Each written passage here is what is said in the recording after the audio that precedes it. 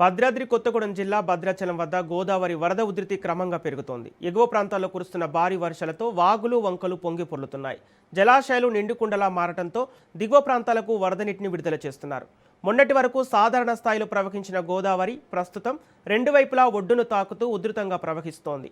నిన్న 16 అడుగుల వద్ద ఉన్న నీటి మట్టం ఈరోజు ఉదయం 27.8 అడుగులకు చేరింది.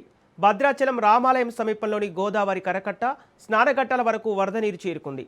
భద్రాచలం వద్ద గోదావరి నీటి మట్టం 43 అడుగులకు చేరితే మొదటి ప్రమాద హెచ్చరిక జారీ చేస్తారు. అయితే 48 అడుగులకు రెండో ప్రమాద హెచ్చరిక, 53 అడుగులకు చేరితే మూడో ప్రమాద హెచ్చరికను అధికారులు జారీ చేస్తారు. ఇప్పటికే వరద పరిస్థితిపై జిల్లా మంత్రులు తుమ్మల నాగేశ్వరరావు, బట్టి విక్రమార్క, పొంగులేటి శ్రీనివాసరెడ్డి సమీక్ష నిర్వహించారు. కలెక్టర్, ఎస్పీతో పాటు అధికార యంత్రాంగం ఎప్పటికప్పుడు పరిస్థితిని పర్యవేక్షిస్తోంది. ప్రజలు వాగులు వంకలు దాటవద్దని, మత్స్యకారులు చేపల వేటకు వెళ్లవద్దని అధికారులు హెచ్చరిస్తున్నారు. ముంపు ప్రాంతాల ప్రజలు అప్రమత్తంగా ఉండాలని సూచించారు.